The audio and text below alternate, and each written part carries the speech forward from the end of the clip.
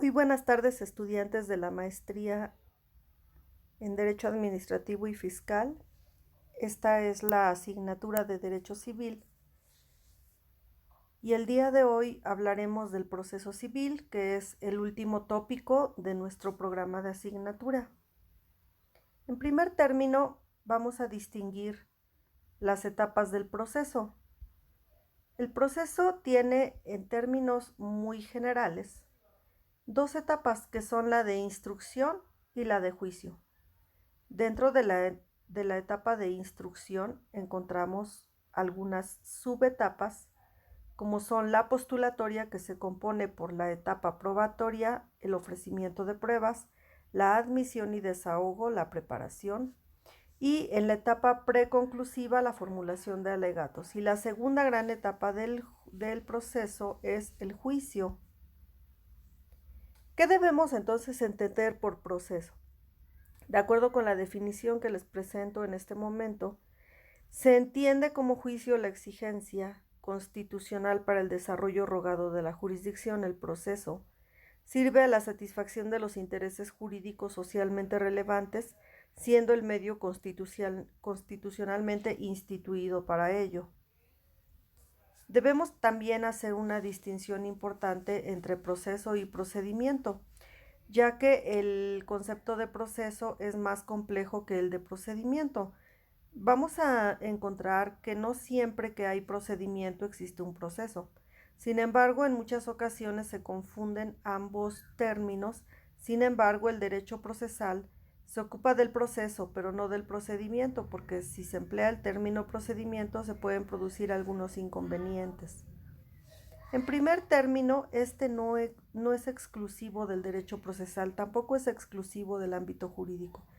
El procedimiento es un término que solo alude a un aspecto formal o a una actividad externa, como lo es la mera sucesión de actos procesales. Pero el término proceso vamos a entender que engloba una realidad mucho más amplia.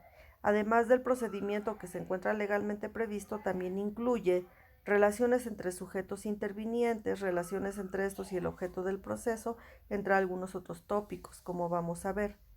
Además, el proceso tiene una finalidad que es la terminación o justa composición del litigio, y para llegar a ello se emplea el procedimiento como medio.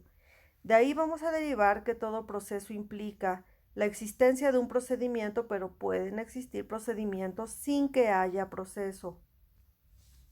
Bien, regresando al punto de las etapas procesales, la primera gran etapa que engloba varios actos a su vez es la instrucción.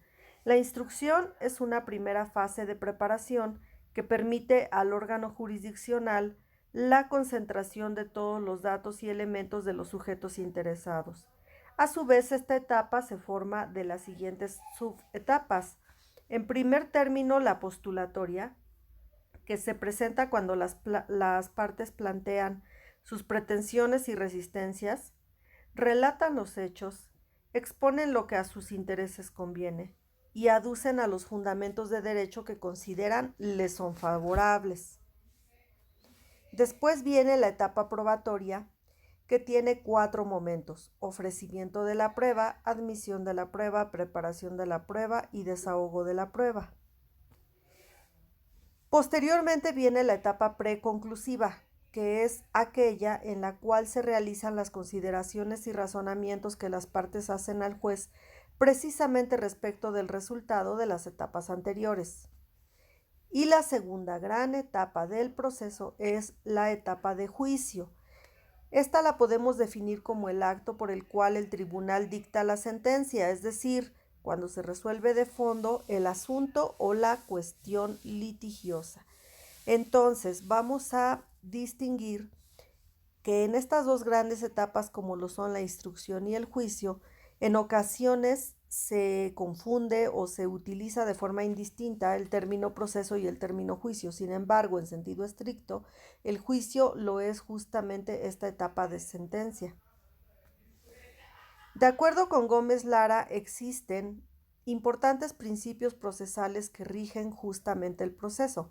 El primero de ellos es la proyectividad de la instancia, que se refiere a que el contenido de todo proceso es un litigio, y su finalidad es la de resolver es decir, que la instancia se encuentra proyectada a lograr una resolución en la cual se resuelva la controversia que se plantea ante el órgano jurisdiccional. Otro principio importante es el de imparcialidad del juzgador. El juzgador no debe inclinarse o ser parcial hacia ninguna de las partes. Otro principio es el de progresividad gradual. Esto quiere decir que las etapas que conforman el proceso se suceden una a otra gradualmente. Y seccionalidad del proceso en fases, ya que no podemos pasar a una fase sin haber antes agotado la anterior. Ya hablando justamente de los procesos civiles, que, bueno, de hecho, de una forma muy básica, son como el fundamento de otro tipo de procesos, porque de hecho en nuestra tradición jurídica, que es romana, germánico-canónica, el proceso ha sido históricamente una proyección del proceso civil, obviamente con sus características y peculiaridades en cada una de las materias del derecho. Hablando del juicio ordinario, es aquel en el cual se tramitan todas las acciones que no tienen un procedimiento más específico. Más adelante vamos a ver cuáles son los tipos de procesos que resultan especiales en cuanto a su tramitación. El juicio ejecutivo es el que se basa en un título que tiene aparejada ejecución y contiene una obligación exigible, vencida y de cantidad líquida. ¿Cuáles son estos documentos? La propia ley nos lo establece, el Código de Procedimientos Civiles, que dice que lo son los documentos públicos, los convenios celebrados en el curso de un juicio ante el juez, ya sea de las partes entre sí o de terceros que se hubieran obligado, los documentos privados reconocidos judicialmente o ante notario, los convenios aprobados y laudos emitidos por la Profeco, las sentencias ejecutoriadas. También existen procedimientos especiales. Dentro de estos tenemos las tercerías. En un juicio seguido por dos o más personas puede intervenir uno o más terceros. Un tercero es una persona ajena al litigio, pero que tiene un interés propio y distinto al del actor o al del demandado. Las tercerías pueden ser coadyuvantes o excluyentes. Son coadyuvantes cuando auxilian a la pretensión de alguna de las partes y son excluyentes cuando algún tercero alega tener un mejor derecho. Otro procedimiento especial lo es el divorcio. Aquí estamos hablando del divorcio de tipo judicial, que puede ser por mutuo consentimiento o incausado. También, como una tramitación especial, existe el juicio arbitral. El juicio arbitral, de acuerdo con el artículo 2.285 del Código de Procedimientos Civiles del Estado de México, se refiere a los que tengan una controversia y que se sujetan a un juicio arbitral, es decir, a un compromiso en árbitros. Los elementos del compromiso arbitral los establece el artículo 2.286, que dice que se señalará el negocio que se sujeta al juicio arbitral, así como el nombre de los árbitros, y si faltase el primer elemento, el compromiso se tiene como inexistente. Existe también un procedimiento especial de conciliación y mediación. En este caso, las controversias jurídicas entre los particulares se plantean o se resuelven a través de la conciliación o de la mediación como medios alternos a la vía jurisdiccional. Los tribunales pueden remitir a los particulares al Centro de Mediación y Conciliación una vez que hayan dado su consentimiento para eso, y este consentimiento deberá constar de forma fehaciente. Otro procedimiento especial es el de desahucio, que procede cuando se reclama la desocupación de un inmueble por falta de pago de más de 2 mensualidades. Aquí estamos hablando concretamente de un arrendamiento. Otro procedimiento especial es el nombramiento de tutores y curadores.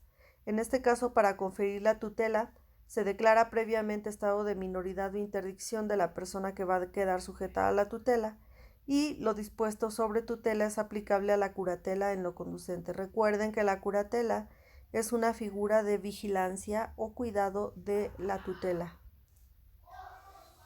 También existe como procedimiento especial el de violencia familiar, que de hecho son dos, el de conciliación y la controversia de violencia familiar. Y también existe la restitución internacional de menores. En este caso, si en términos de la Convención sobre los Aspectos Civiles de la Sustracción Internacional de Menores o Convenio Internacional en la materia, se pretende la restitución de un menor que hubiera sido sustraído ilícitamente del país de su residencia habitual o trasladado legalmente y retenido ilícitamente, se procede de acuerdo con lo previsto en el respectivo capítulo del Código de Procedimientos Civiles del Estado de México. Existen también con una tramitación especial los procedimientos judiciales no contenciosos, que es lo que anteriormente se conocía como jurisdicción voluntaria, y aquí se pueden tramitar todos aquellos actos que por disposición de la ley a solicitud de los particulares requieren intervención del juez, pero no existe litigio. Recuerden que el litigio lo vamos a entender como la contraposición de intereses de dos personas en las cuales una de ellas se resiste a la pretensión de la otra.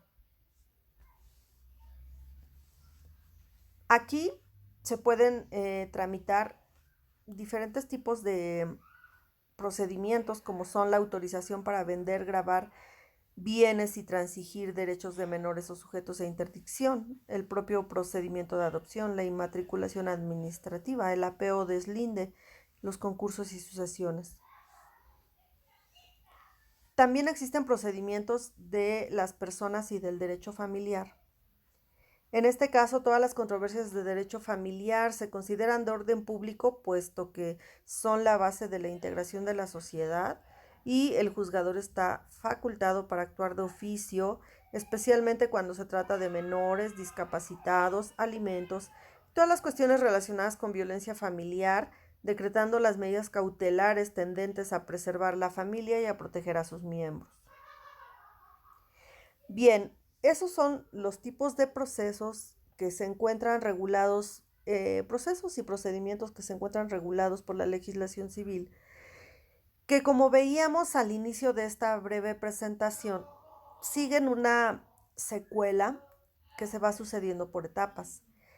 Y en la primera etapa, que es la postulatoria, encontramos estas importantes figuras de la demanda y la contestación. ¿Qué es la demanda? La vamos a entender como la petición que hace principalmente el actor al juez con arreglo a la ley sobre sus derechos en la cosa, para obtener lo que es suyo o lo que se le debe. Se llama demanda porque contiene una petición, es decir, un libelo, porque las fórmulas que las expresan se exponen en un preciso escrito. Esto es de acuerdo con Caravantes. Alsina dice que la demanda es toda petición formulada por las partes al juez en cuanto traduce una expresión de voluntad que se encamina a obtener la satisfacción de un interés. El término se reserva también para designar al acto inicial de la relación procesal, es decir, la primera petición que resume las pretensiones del actor. Recuerden que las partes en el juicio son el actor y el demandado, y en la demanda se dan a conocer las pretensiones del actor. La demanda tiene por objeto entonces exigir de otro, pero mediante la intervención de la autoridad de un juez, la entrega de una cosa, el cumplimiento de una obligación, el pago de una deuda o el resarcimiento o reparación de un daño, como pudiera ser aquel que proviene del hecho ilícito, de la responsabilidad objetiva, de la responsabilidad subjetiva, del daño moral, etc. ¿Qué requisitos debe cumplir la demanda?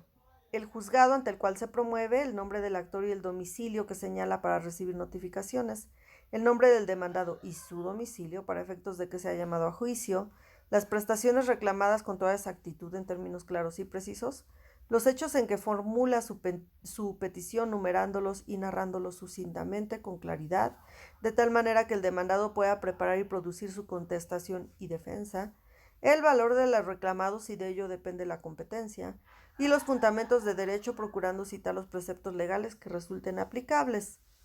¿Cuáles son los efectos de la presentación de la demanda? Por supuesto, interrumpir la prescripción, señalar el principio de la instancia y determinar el valor de las prestaciones que se reclaman en su caso.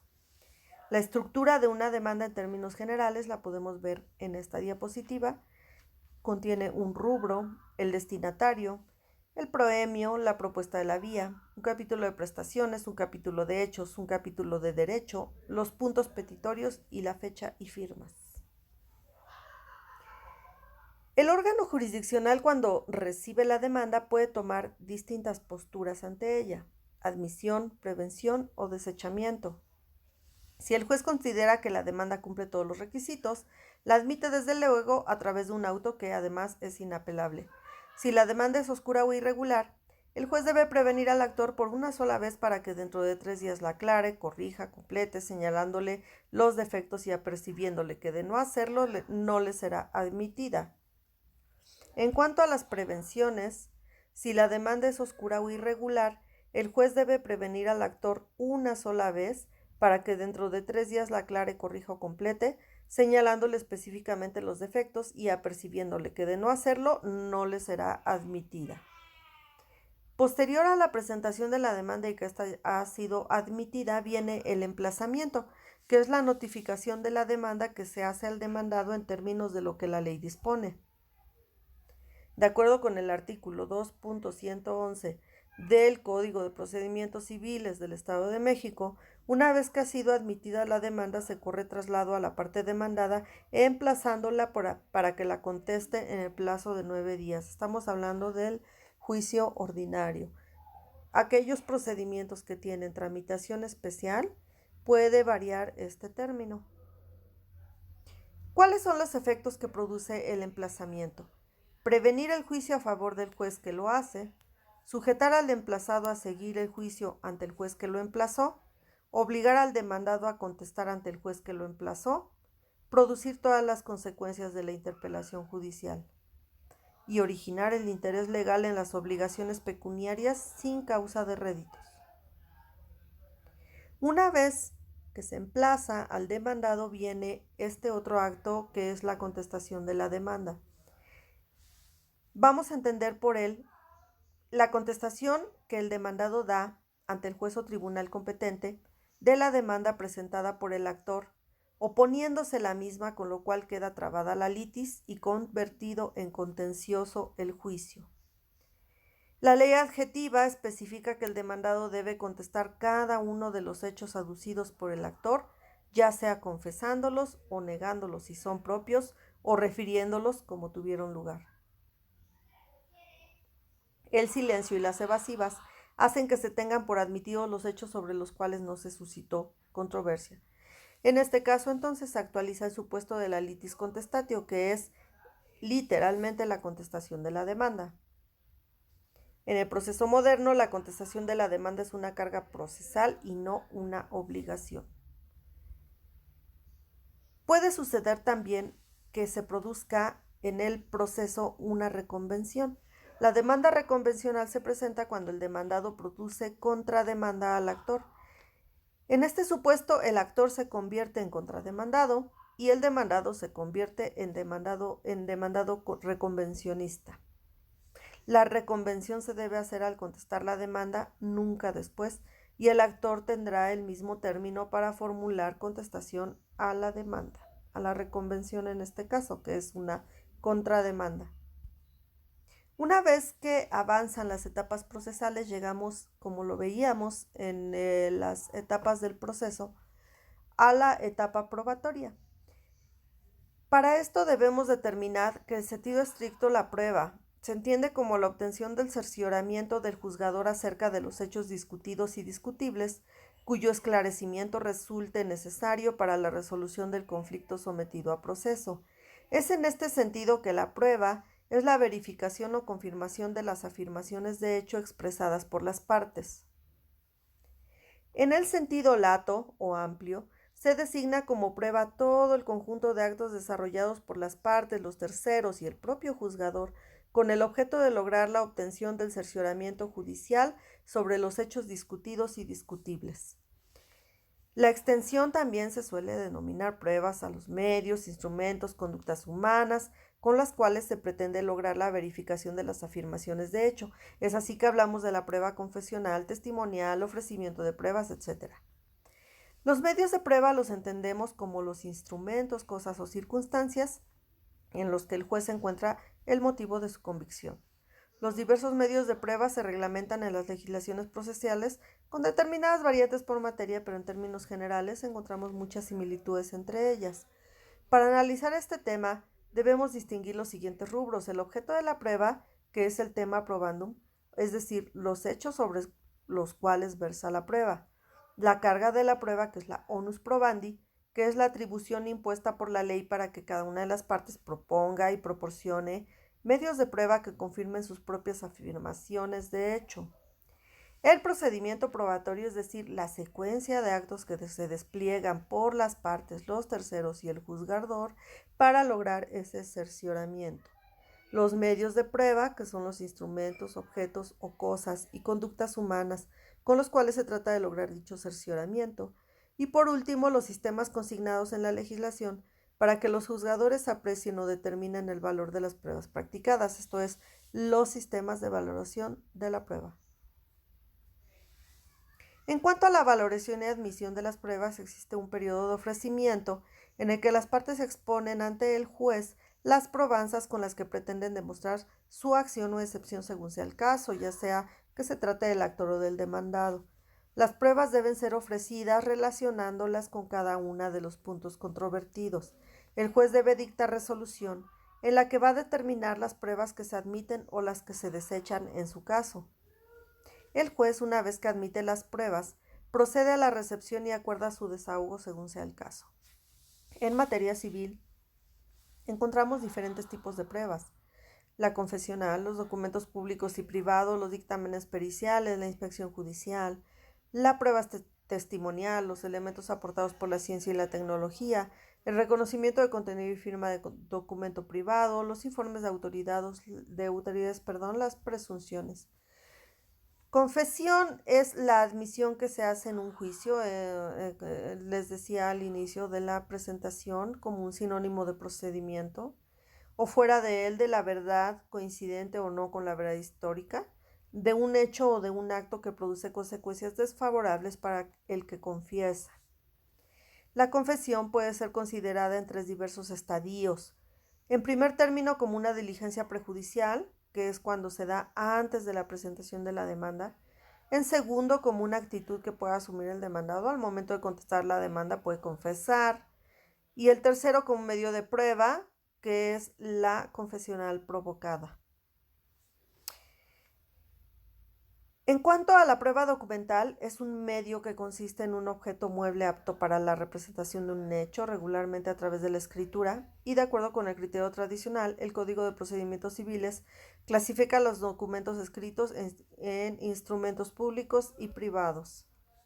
Públicos son los que expiden los funcionarios públicos en el desempeño de sus atribuciones o por profesionales dotados de fe pública, como pueden ser los notarios o corredores. Y privados son aquellos que no han sido expedidos por funcionarios públicos en el ejercicio de sus funciones o por profesionales que en su caso tengan fe pública. Otro tipo de prueba es la pericial. Esta la entendemos como el informe que rinde un perito o experto en un arte, profesión o actividad, en el cual da a conocer sus puntos de vista o resultados respecto del examen o análisis que haya hecho de una cuestión sometida a sus conocimientos sobre una materia específica. El dictamen pericial puede ser libre o puede estar sujeto a determinadas reglas o condiciones.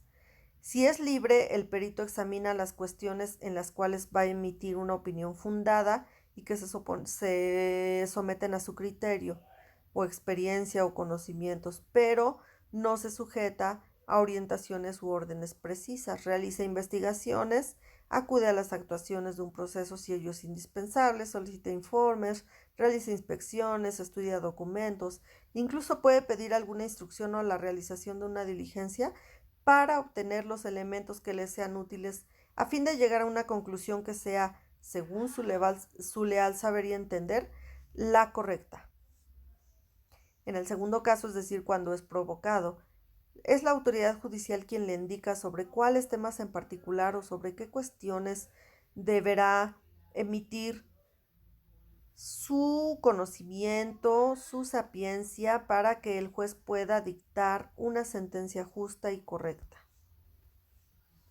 En cuanto a la inspección judicial, es el examen o comprobación directa que realiza el juez o tribunal a quien corresponda verificar hechos o circunstancias de un juicio, cuya descripción se consigna en los autos respectivos para dar fe de su existencia, así como de las personas, cosas o lugares que deban ser examinados a propuesta de las partes en contienda. De acuerdo con Becerra Bautista, es el examen sensorial directo realizado por el juez en personas u objetos relacionados con la controversia. En sentido estricto, toda inspección es la observación de algo o de alguien o la descripción que se hace del observado, con objeto de constatarlo y describirlo en un acta que sirve para establecer en un proceso la verdad que corresponde a situaciones jurídicas planteadas por las partes. La regla que se aplica es contribuir a que el juez instructor de un proceso descubra por sí mismo un hecho trascendente que contribuya a esclarecer la verdad de una acción o de una excepción. La prueba testimonial es aquella que se basa en la declaración de una persona ajena a las partes sobre los hechos relacionados con la litis, que hayan sido conocidos directamente y a través de sus sentidos. A esta persona es a la que se le denomina testigo. Todas las personas que tienen conocimiento directo de los hechos a prueba están obligadas a rendir su declaración como testigos. La prueba presuncional es la consecuencia que la ley o el juzgador deducen de un hecho conocido para indagar la existencia o necesidad de otro desconocido. En el primer caso, nos encontraríamos frente a la presunción legal, que puede ser explícita cuando está formulada por la ley o implícita cuando se infiere directa o indirectamente del propio texto normativo. Y en el segundo caso, estamos frente a la presunción humana. Las presuncionales legales a su vez se subdividen en presunciones absolutas o juris et de jure que no admiten prueba en contrario, y las presunciones relativas o juris tantum que sí admiten prueba en contrario, al igual que las presunciones humanas. En cuanto a la etapa de preparación de prueba, aquellos medios de prueba que requieran alguna preparación deberán instrumentarse de tal modo que se pueda proceder a su desahogo en el día y hora que hayan sido fijados por el órgano jurisdiccional. La preparación requerida correrá a cargo de la parte oferente y ésta podrá solicitar al juez los apoyos necesarios y el juez, con base en ellos, resolverá lo conducente. Por cuanto hace al desahogo de pruebas, se celebran una o varias audiencias de desahogo de acuerdo con su propia y especial naturaleza y según lo haya acordado el juez del conocimiento.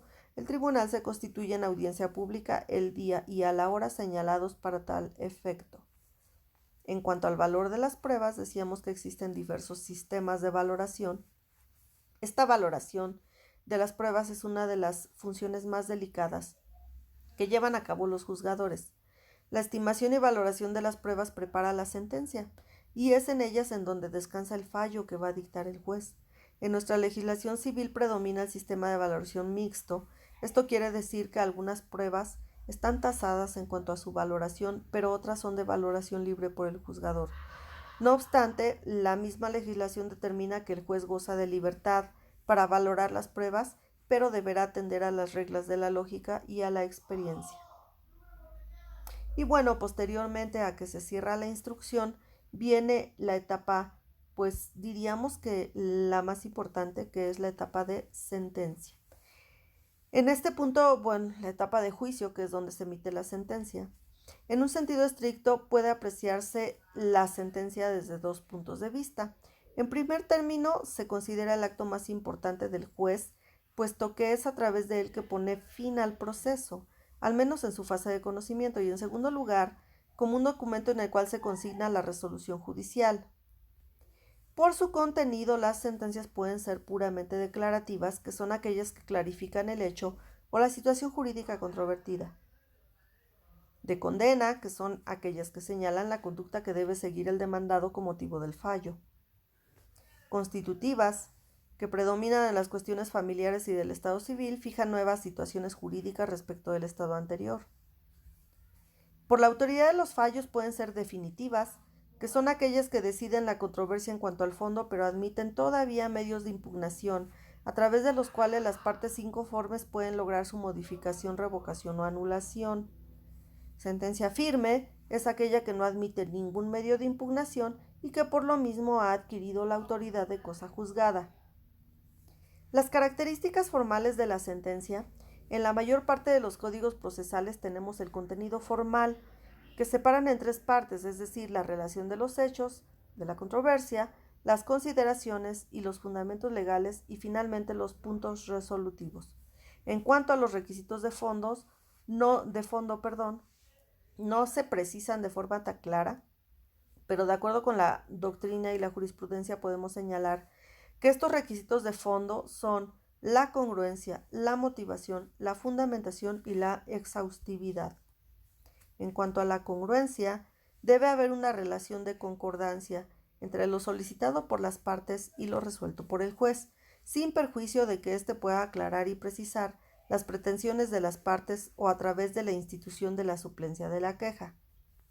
La jurisprudencia de la Suprema Corte de Justicia ha distinguido entre congruencia externa, que es la conformidad entre lo resuelto y lo pedido, y la congruencia interna, que es considerada como la coherencia entre las afirmaciones y las resoluciones contenidas en la sentencia. En cuanto a la motivación y fundamentación, estos son requisitos que establecen el artículo 14 y 16 constitucionales. Como motivación se entiende la exigencia de que el juez examine y valore los hechos expresados por las partes, de acuerdo con los elementos de convicción presentados en el proceso, como lo ha puesto de relieve la jurisprudencia. En cuanto a la fundamentación, es la expresión de los argumentos jurídicos en los cuales se apoya la aplicación de los preceptos normativos que se invocan por el juzgador para resolver el conflicto. El principio de exhaustividad consiste en la obligación del juzgador de examinar todos y cada una de las pretensiones formuladas por las partes, es decir, todos los aspectos de la controversia planteada por las mismas. La sentencia tiene tres partes, que son la exposición de los hechos, la aplicación del derecho y la resolución final. Estas tres partes se denominan resultandos, considerandos y resolutivos. En los resultados entonces encontramos la mención de las partes y una relación sucinta de las cuestiones que se sometieron a la decisión del juez. En los considerandos se abarca la consideración por separado de las cuestiones que se someten a la decisión judicial y la fundamentación y aplicación del derecho. Es decir, el juez reconstruye los hechos con base en el examen de la prueba producida, que es la fundamentación fáctica, y una vez que se esclarecen estos hechos, establece cuál es la norma adecuada a ellos, la interpreta y la explica en razón de su aplicación, que esto es concretamente la fundamentación jurídica.